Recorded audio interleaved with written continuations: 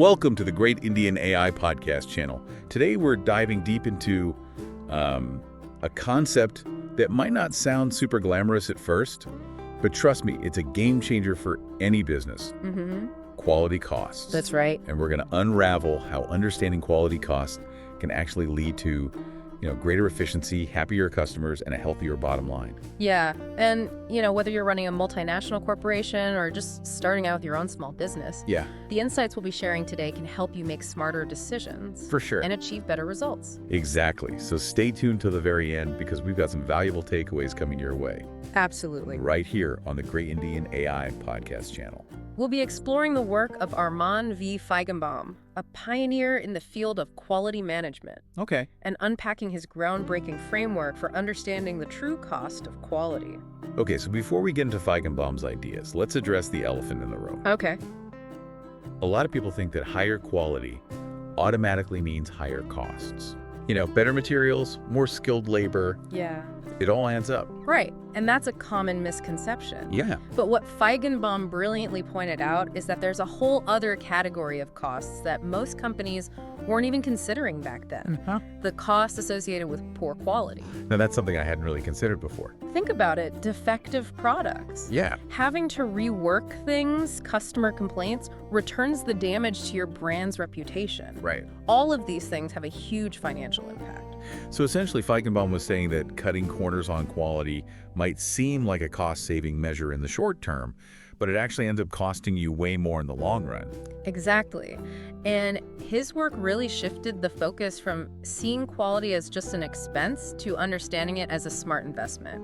Wow, that's a powerful shift in mindset. Yeah. So how did he break down these quality costs? What are we actually talking about here? Well, Feigenbaum categorized quality costs into 4 main areas: prevention costs, appraisal costs, internal failure costs, and external failure costs. Okay. And his framework is still widely used today because it's so effective at helping businesses understand the full spectrum of quality-related expenses. Okay, I'm ready to break down those categories. Let's start with prevention costs. Sure. What falls under that umbrella? Prevention costs are all about investing in activities that prevent defects from happening in the first place. Okay. Think of it like preventative health care for your business. You spend a bit up front to avoid much larger problems and costs down the road. So give me some concrete examples of what prevention costs might look like in practice. Sure. Let's say you're a manufacturing company. Sure. A major prevention cost would be investing in robust training programs for your employees. Yeah. Making sure they have the skills and knowledge to do their jobs right the first time is essential. And I imagine having well-defined processes and quality control procedures in place would also fall under prevention costs. Absolutely. Investing in planning, designing efficient processes, and having clear quality standards from the get-go can prevent a lot of errors and defects down the line. Right. And remember, these principles apply whether you're running a factory, a software company, or even a small Etsy shop. Right. So stay tuned to the Great Indian AI Podcast channel for insights that you can apply to your own business. It's all about building quality into your products or services from the very beginning, rather than trying to fix problems after they've already occurred. Makes perfect sense. Yeah. Now, what about appraisal costs? How are those different from prevention costs? Appraisal costs are all about catching defects before they reach the customer. It's essentially about quality control.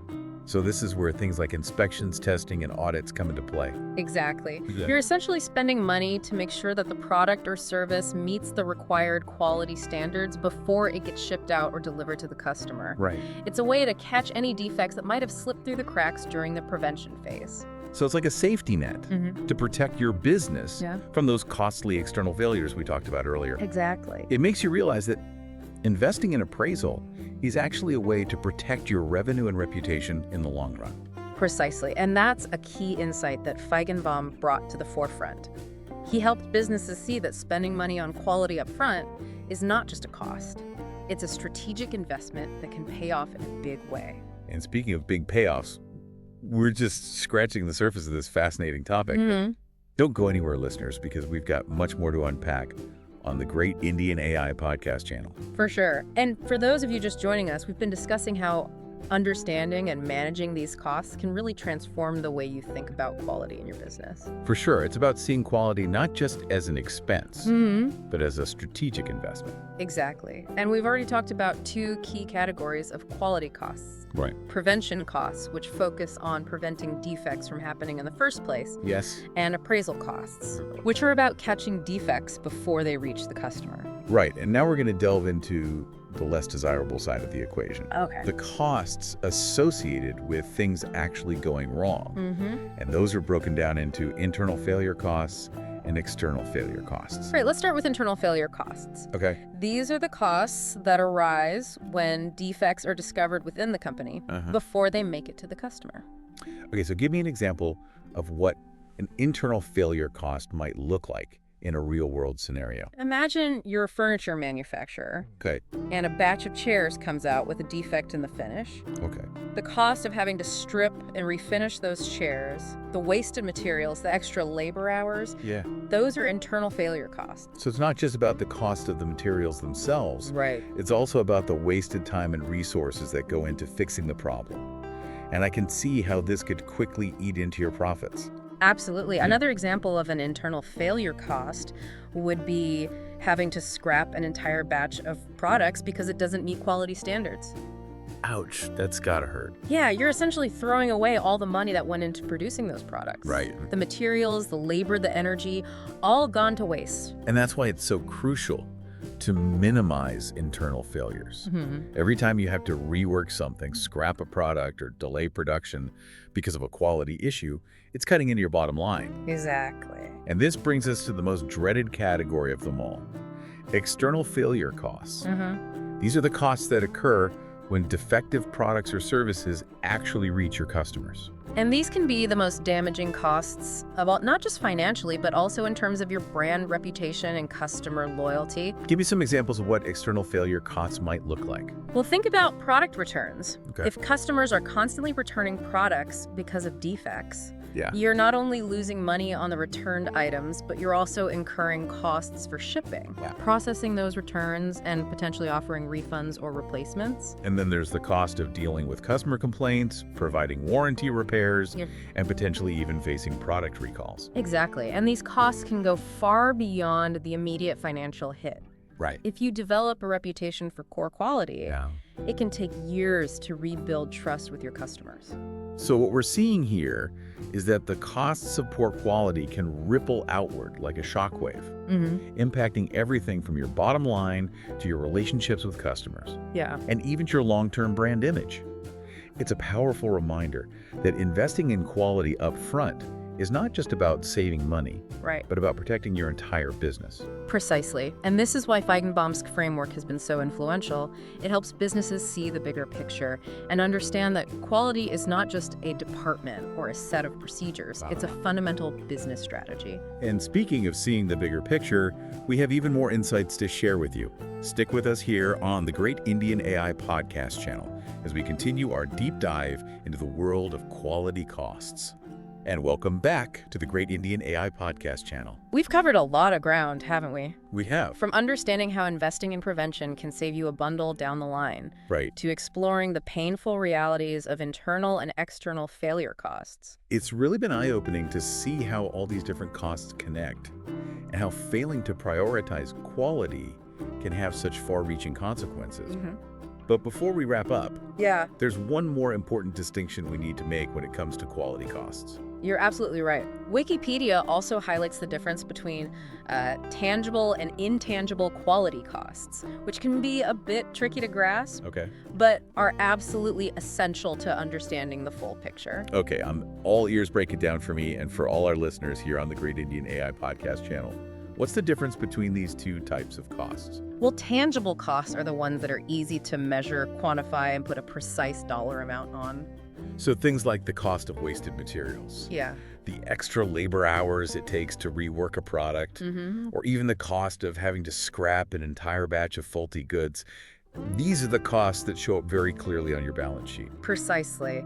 But intangible costs are a bit more elusive. They're harder to quantify. But can be just as damaging to your business, if not more so. Give me some examples of intangible costs. What kinds of things fall into that category? Think about things like delays in production.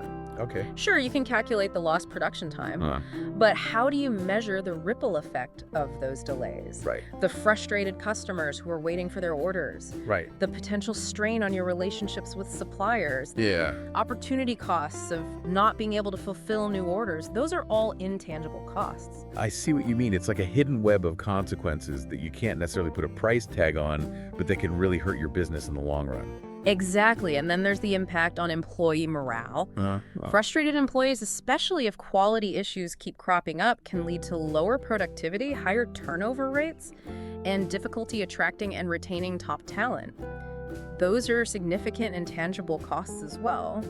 And of course, we can't forget about the potentially devastating impact of damage to your reputation. Right. Once you lose the trust of your customers, Mhm. it can be incredibly difficult and expensive to win it back. Absolutely. A damaged reputation can linger for years. Even after you've addressed the underlying quality issues, it can make it harder to attract new customers, secure partnerships, and even get funding if you're a startup. So, as you can see, these intangible costs are often overlooked, but they're absolutely critical to consider when making decisions about quality.